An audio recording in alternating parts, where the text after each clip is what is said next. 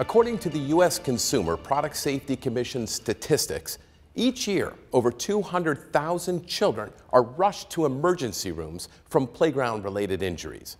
That's over 500 kids per day. The good news is that playground accidents are totally preventable.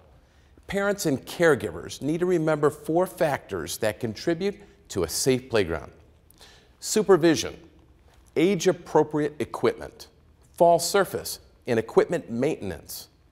The first key factor in keeping your child safe on the playground is supervision. Making sure that your child uses the playground equipment properly can prevent falls and other accidents.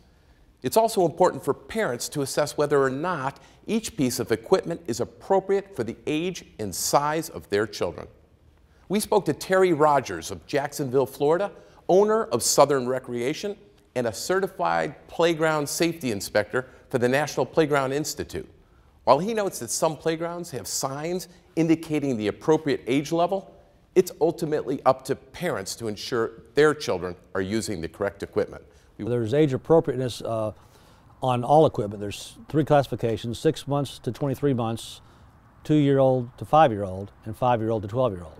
And all equipment is designed and pigeonholed into one of those 3 categories. Ideally, that set should be separated into 2 separate structures to where you go here, and the 2 don't mix. Doesn't always happen. A good rule of thumb is that if a child has to be lifted up to use a piece of equipment, he's too young to be playing on it. In addition to supervision and age appropriateness, parents should be especially mindful of the fall surface underneath the playground equipment. Most injuries occur when children fall from the equipment to the ground, not from the equipment to equipment. So if you don't have adequate safety surfacing to absorb the fall, the impact attenuation, then that's where you're going to get your broken arms, your head injuries, and so forth.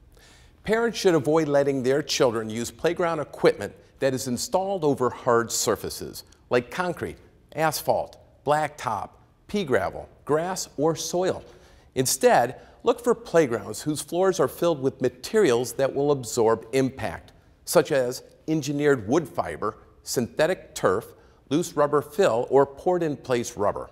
As far as the consumer, it's just going to be a visual observation and walking on it. If you can feel it sponge and give, then you know you've got a surface that's acceptable. Parents should also inspect the playground equipment to ensure it has been properly maintained. Equipment should be free of deterioration, splinters, rust, and cracks.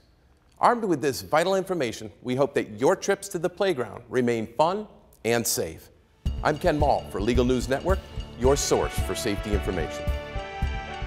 For free consumer safety information and case updates, visit us at LegalNewsNetwork.com. Legal News Network, brought to you by Moll Law Group.